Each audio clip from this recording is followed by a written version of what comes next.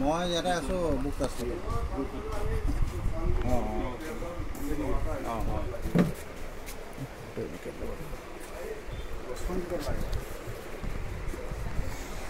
নমস্কাৰ বন্ধুসকল, সকলোকে নতুন এটা ব্লগলৈ সকলোকে স্বাগতম জনাইছোঁ। আৰু আজি আমি আহিছোঁ পাণবজাৰস্থিত আপোনালোকৰ অসম বুক শাস্ত্ৰৰ যোনটো বুক ষ্টল।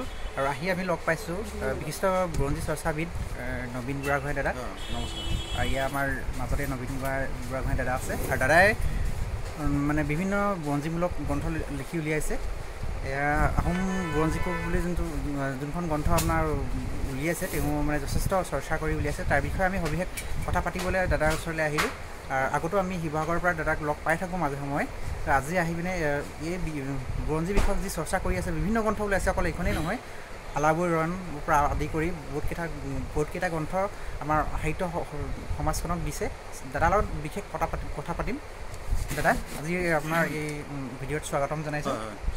আজি এই গ্ৰন্থটোৰ বিষয়ে আৰু কেইবাখনো গ্ৰন্থ আপুনি লিখিছে, বিশেষকৈ এই বৃহৎ কলেবৰত এই গ্ৰন্থখনৰ বিষয়ে আপুনি অলপমান আমাৰ দৰ্শকক জনাই দিয়কচোন। এইখন হৈছে আহোম বুৰঞ্জী কোষ। হয়, এখন আহোম বুৰঞ্জী কোষ, আৰু এইখন আচলতে এখন এনচাইক্ল'পিডিয়া। আৰু ইয়াত আহোম বুৰঞ্জীৰ সকলো কথা আছে। আৰু এখন যদিও নাম আহোম বুৰঞ্জী কোষ, কিন্তু অসমৰ যিমান জাতি জনগোষ্ঠীৰ পৰা আদি কৰি বা আমাৰ দাঁতি কাষৰীয়া যিবোৰ আছিলে মানে সেই সময়ৰ ৰাজ্যৰ মধ্যযুগৰ, তেওঁলোকৰ যি ৰিলেশ্যন, আহোমৰ লগত যি ৰিলেশ্যন, সেই সকলোবোৰ কথাই আছে। আৰু আচলতে আহোমৰ লগতে সকলো জাতি জনগোষ্ঠীৰ অসমৰ ৰিলেশ্যন আছিলে আগতে, আৰু বৰ্তমানো আছে। আৰু সেইটো কাৰণে আহোম বুৰঞ্জী চৰ্চা মানে অসমৰ বুৰঞ্জী চৰ্চাই আচলতে এইটো এটা মধ্যযুগৰ মানে আমাৰ যি 600 বছৰ, এই বছৰৰ গোটেই বুৰঞ্জীখিনি, আৰু তাৰ পিছলৈকেও ব্ৰিটিছৰ টাইমলৈকে এইখিনি আছে। 2024 চনলৈকে এইখনত তথ্য আছে। আৰু এইখন আপোনাৰ প্ৰবিষ্টি কৰি সজোৱা হৈছে। ইয়াত 3000 মানে প্ৰবিষ্টি আছে, 3000। আৰু ইয়াত আপোনাৰ ৰেখাচিত্ৰ আছে, সকলো ৰেখাচিত্ৰকে চাব পাৰিব। 352খন ৰেখাচিত্ৰ অঁকা হৈছে। আৰু তেনেকৈ ইয়াত ছবি আছে, আলোকচিত্ৰ 300খন আছে। আৰু তেনেদৰে মানচিত্ৰ আছে, এনেকুৱা ধৰণৰ মানচিত্ৰ আছে আপোনাৰ প্ৰায় 6খন আছে। আৰু তেনেধৰণে ইয়াত যিখিনি পোৱা হয় প্ৰত্যেকটো বিষয় প্ৰবিষ্টি আকাৰে বদানুক্ৰমিকভাৱে আমাৰ অৰ পৰা একদম চন্দ্ৰবিন্দুলৈকে এই বস্তুখিনি দিয়া হৈছে সৰল সহজ ভাষাত। আৰু ইয়াত কি হৈছে, গোটেই কিতাপখন আচলতে গৱেষণামূলকভাৱে লিখা হৈছে। বিশেষতঃ ফুটনোট বা প্ৰত্যেকটো ডাটা ক'ৰ পৰা পোৱা গৈছে, ক'ৰ পৰা লোৱা হৈছে, সেইখিনি লিখা হৈছে। আৰু মূলতঃ ইয়াৰ পিছতে আটাইতকৈ দৰকাৰী কথাটো মই দেখাইছোঁ, এইবোৰ ছবি কিতাপবোৰ, এইবোৰ চব পিকচাৰাইজেশ্যন কৰা হৈছে। আৰু কিতাপখনৰ একেবাৰে শেষৰ কথাখিনি চাই দিলে আপোনালোকে এই কথাটো বুজি পাব কি কৰা হৈছে। বিশেষ ছবি, এইবোৰ আমাৰ যিবোৰ ছবি আঁকিছোঁ, এইখিনি ইয়াণ্ডাবু সন্ধিৰ ছবি। এখন এতিয়া ইয়াণ্ডাবু সন্ধিৰ পিছৰ পৰা কোনো অসমীয়া মানুহে ছবি অঁকা নাই, এইটো প্ৰথম ছবি, প্ৰথম আঁকিছে। আৰু ইয়াত যি পৰিশিষ্ট আছে, ইয়াত দেখা গৈছে কালানুক্ৰমিক ঘটনাপঞ্জী।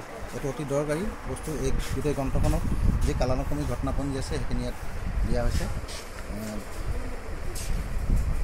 ঘটনাপঞ্জীৰ পিছতে আহিলে আমাৰ যিসকল আহোম মানে যিখন চাওপাসকল, ৰজাসকলৰ নাম তালিকা, তেওঁলোকে কিমান বছৰ ৰাজত্ব কৰিছিলে, শাসনকাল ক'ত ৰাজত্ব কৰিছিলে, তেওঁলোকৰ কাৰ ৰিলেশ্যন, কাৰ পুত্ৰ বা কাৰ ভতিজা, এই কথাখিনি এইটো মানে এপেণ্ডিক্সত দিয়া হৈছে। আৰু ইয়াত দিয়া হৈছে যিসকল আছিলে আপোনাৰ বুঢ়াগোহাঁই, বৰগোহাঁই, বৰপাত্ৰ গোহাঁই, বৰবৰুৱা, বৰফুকন, এইসকলৰ নাম তালিকা কালানুক্ৰমিক কোনজন ৰজাৰ দিনত আছিলে, আৰু বিষয়বাবসমূহ তাত লিখা হৈছে। আৰু এইখিনি আছে আহোম যিসকল আমাৰ ৰজাসকল বা চাওপাসকলৰ নামবোৰ আমি এটা প্ৰচলিত ধৰণত পঢ়িবলৈ পাই থাকোঁ, যে চাউলুং চুকাফা, চাউলুং চুতীওফা, এনেকৈ পাই থাকোঁ। কিন্তু কথা হ'ল অৰিজিন তেওঁলোক আমাৰ টাই যিটো উচ্চাৰণ, টাই উচ্চাৰণটো কি হ'ব, আমি টাই উচ্চাৰণটো ইয়াত দিবলৈ যত্ন কৰিছোঁ। আৰু লগতে টাই যিটো লেংগুৱেজ, লিপিত তেওঁলোকৰ নামসমূহ। আৰু বুৰঞ্জীত একেজন মানুহৰ বা একেটা কেৰেক্টাৰৰ কেইবাটাও নাম থাকে, বিভিন্ন নামে জনা যায়, সেই কেনেকৈ কাক কি জনা যায় সেইটো দিয়া হৈছে। আৰু ইয়াৰ পিছত এইখিনি আহিলে গ্ৰন্থপঞ্জীৰ পিছত এইখিনি আহিলে আপোনাৰ ভদ্ৰলোকৰ তালিকা। আচলতে মই যোৱা প্ৰায় 10 বছৰৰ ওপৰত এই কিতাপখনৰ কাৰণে মই সমল বিচাৰি ঘূৰি ফুৰিছিলোঁ, আৰু যিসকল ব্যক্তিয়ে সহায় সহযোগিতা আগবঢ়াইছিলে তেওঁলোকৰ নাম তালিকা ইয়াত দিয়া হৈছে। তাৰপৰা আপোনাৰ নিঘণ্ট আছে ইয়াত, আৰু নিঘণ্ট ইয়াত কেইবাটাও ভাগ আছে। এইটো চিত্ৰ নিঘণ্ট, আৰু এই চিত্ৰ নিঘণ্টত এইটো অসমীয়া কিতাপৰ প্ৰথম বস্তু এইটো। ইয়াত যে 352খন ছবি আছে এই গ্ৰন্থখনত, সেই গোটেই ছবিবোৰৰ ইয়াত ডিটেইলছ লিখা হৈছে।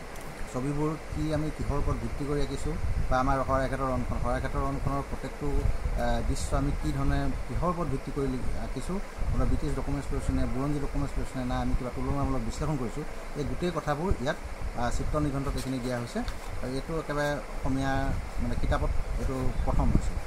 আৰু ইয়াৰ লগতে এইখিনি বিষয় নিঘণ্টখিনি আছে, আৰু বিষয় নিঘণ্টখিনি চব ভাগ ভাগ কৰি দিয়া হৈছে, ৰজা ভাগে, ৰাণী ভাগে, এইখিনি যাতে সকলোৰে সুবিধা হয়। আৰু এনেদৰে এখন আহোম বুৰঞ্জী কোষখন প্ৰণয়ন কৰি উলিওৱা হৈছে, আৰু এখন আমাৰ প্ৰকাশ কৰি খুব সুন্দৰকৈ ছপা কৰি লৈছে। অশেষ ধন্যবাদ জনাইছোঁ। কম সময়ৰ ভিতৰতে বুৰঞ্জী কোষখনৰ দামটো কৈ দিছোঁ, দামটো 1500 টকা মাত্ৰ। হয়, আৰু ক'ত উপলব্ধ হ'ব? এইখন আমাৰ ইয়াত পাণবজাৰত উপলব্ধ হ'ব, আৰু যিকোনো কিতাপৰ দোকানত আপোনালোকে বিচাৰি পাৰিব। আৰু আপোনালোকক এটা স্ক্ৰীণত এটা আপুনি নম্বৰ এটা দি দিছোঁ, আৰু এই নম্বৰটোত যোগাযোগ কৰিলে আপোনালোকে কিতাপখন পাব, ঘৰতে পাব। অশেষ ধন্যবাদ জনাইছোঁ। আৰু যিসকলে এতিয়া চিভিল ছাৰ্ভিচৰ কাৰণে প্ৰিপেৰেশ্যন কৰি আছে তেওঁলোকৰ বাবে এই কিতাপখন খুব উপযোগী হ'ব বুলি ভাবোঁ। হয়, ধন্যবাদ। ধন্যবাদ। এয়াই আছিল আমাৰ সকলোৰে পৰিচিত বিশিষ্ট লেখক তথা বুৰঞ্জী চৰ্চাবিদ নবীন বুঢ়াগোহাঁই দাদা, আৰু তেওঁক আমি খুব কম সময়ৰ বাবে লগ কৰিলোঁ আজি পাণবজাৰ এই বুক ষ্টলত। সকলোকে এই গ্ৰন্থখিনি আপোনালোকে লৈ পঢ়িব, আৰু তেওঁলোকৰ যি কষ্ট কৰিছে তাৰ আপোনালোকে লাভ উঠাব বুলি আশা প্ৰকাশ কৰিছোঁ। আৰু এই ভিডিঅ'টো সকলোৰে শ্বেয়াৰ কৰি দিব বুলি আশা প্ৰকাশ কৰি মই ইয়াতে শ্বৰ্ট ভিডিঅ'টো সমাপ্ত কৰিছোঁ। ধন্যবাদ। জয় অসম।